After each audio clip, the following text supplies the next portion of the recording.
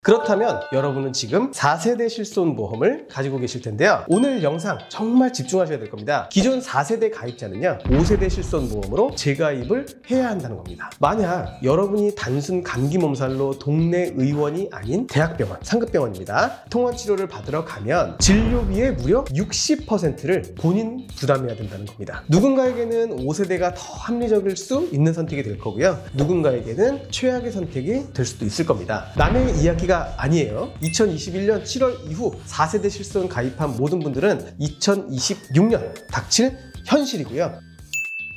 안녕하세요. 여러분의 보험을 지켜드리는 보험 대통령입니다. 혹시 2021년 7월 이후에 실손보험 가입하신 분들 계신가요? 그렇다면 여러분은 지금 4세대 실손보험을 가지고 계실 텐데요. 오늘 영상 정말 집중하셔야 될 겁니다. 바로 4세대 실손보험의 첫 번째 재가입 시점인 2026년 7월이 코앞으로 다가왔기 때문입니다.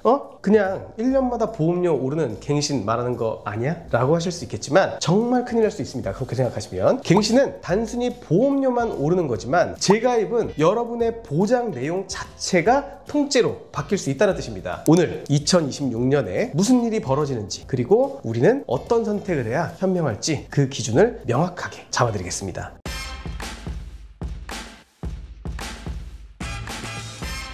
우선 가장 헷갈려 하시는 갱신과 재가입부터 확실히 구분해 드릴게요. 4세대 실손은 1년 갱신, 5년 재가입 구조입니다. 갱신은 우리가 익숙한 그거죠. 1년마다 보험료가 나이, 손해율 등에 따라서 다시 계산되는 겁니다. 하지만 재가입은 차원이 다른 얘기입니다. 5년이라는 재가입 주기가 돌아오면 가입자는 그 시점에 판매되고 있는 최신 실손보험 상품으로 갈아타야 됩니다. 이게 무슨 말이냐? 2026년 7월에 만약 5세대 실손보험이 새로 나와서 판매가 되고 있다고 하면 기존 4세대 가입자는요 5세대 실손보험으로 재가입을 해야 한다는 겁니다. 전 그냥 4세대 보장 내용이 좋은데요, 이거 유지하면 안 되나요? 아쉽지만 현행 기준으로는 기존 보장을 유지할 수 없습니다. 그럼 4세대 말고 1, 2, 3세대 실손 가입자는 괜찮나요? 그럴 리가 있겠습니까? 아니죠. 4세대 실손만 그런 게 아닙니다. 초창기 1, 2세대를 제외하면 3세대 실손도 재가입 주기가 다 있습니다. 다만 4세대 실손이 5년으로 그 주기가 가장 짧기 때문에 다른 세대보다 재가입 시점이 가장 먼저 우리에게 닥치게 된 거죠. 그럼 가장 중요한 2026년 재가입 시점에 맞춰 나올 것으로 예상되는 5세대 실손은 과연 보장 내용이 어떻게 바뀔까요? 물론 아직 100% 확정된 것은 아니지만요, 현재까지 발표된 핵심 방향은 이겁니다.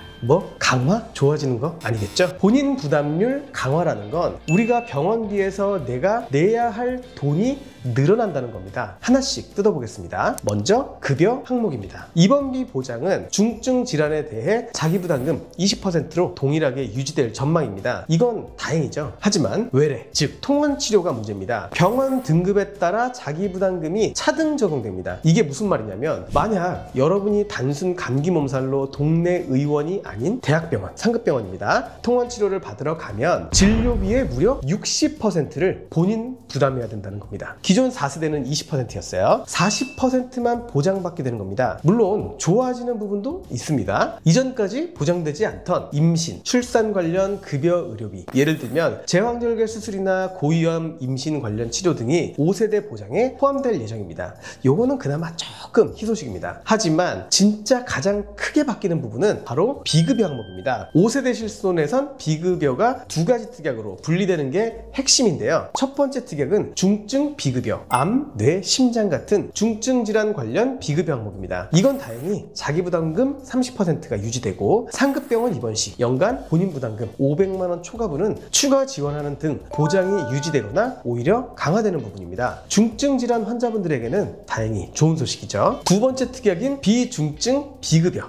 문제는 요겁니다. 우리가 흔히 이용하는 도수치료, 체외충격파 치료, 영양주사 등 과잉진료 우려가 컸던 일반 비급여 항목들입니다. 이게 어떻게 바뀌냐? 첫 번째, 본인 부담률이 30%에서 50%로 크게 상향됩니다. 도수치료 10만원 나오면 4세대에선 3만원만 내면 됐는데 5세대에선 5만원을 내야 됩니다. 둘째, 보장 한도가 연간 5천만원에서 1,000만원으로 대폭 축소 축소되고요. 셋째, 한 번 입원할 때마다 300만 원 같은 새로운 한도까지 신설될 예정입니다. 결국 5세대 실손은 겉보기엔 보험료 인하를 효과적으로 기대할 수 있겠지만 고객들이 체감하기엔 보장 축소로 느껴질 수밖에 없는 현실입니다. 자, 그럼 5세대로의 전환이 과연 나에게 유리한지 불리한지 따져봐야겠죠. 먼저 불리한 유형입니다. 도수치료, 영양주사 등 비중증 비급여 이용이 잦은 분 딱 감이 오시죠? 평소 병원을 자주 이용하진 않아도 주기적으로 도수치료를 받거나 영양주사를 맞는 등 일반 비급여 진료 이용 빈도가 높은 분들은 5세대로 전환 시 자기부담금이 확 늘고 한도까지 줄어들기 때문에 압도적으로 불리합니다. 유리한 유형 보겠습니다. 중증 질환자, 임신 출산 계획이 있는 분, 반대로 중증 질환 치료를 받고 계시거나 혹은 임출산 계획이 있어서 제왕절개, 고위험 임신 등이 필요한 분들은 일부 보장이 강화되거나 추가되기 때문에 상대적으로 유리할 수 있습니다. 물론 이분들도 일반 비급여 한도가 축소되는 등 불리한 면을 종합적으로 고려하긴 하셔야겠죠. 2026년 7월 당장 1년도 채 남지 않았습니다.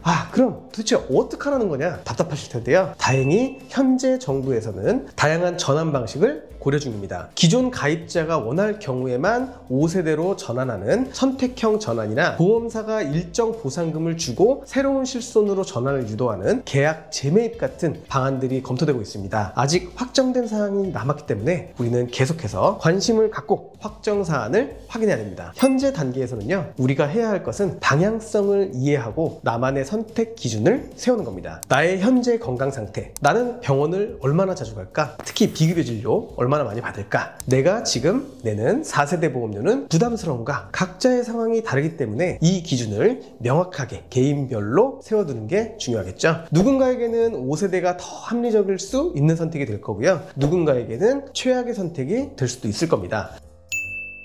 오늘은 4세대 실손보험의 5년 재가입 이슈와 앞으로 다가올 5세대 실손 방향성에 대해 다시 한번 알아봤습니다. 남의 이야기가 아니에요. 2021년 7월 이후 4세대 실손 가입한 모든 분들은 2026년 닥칠 현실이고요. 2013년 4월 이후에 가입하신 분들도 앞으로 또 똑같은 상황이 다가오기 때문에 미리미리 이해하시고 준비하시면 좋겠습니다. 앞으로 5세대 실손에 대한 확정 소식이 나오는 대로 가장 빠르고 정확하게 분석해서 다시 찾아뵙겠습니다. 오늘 영상이 도움이 되셨다면 구독과 좋아요, 알림 설정까지 부탁드립니다. 여러분의 현명한 보험 생활을 응원합니다. 감사합니다. 보험대통령이었습니다. 본 광고는 손해보험 광고 심의 기준을 준수하였으며 유효기간은 심의일로부터 1년입니다.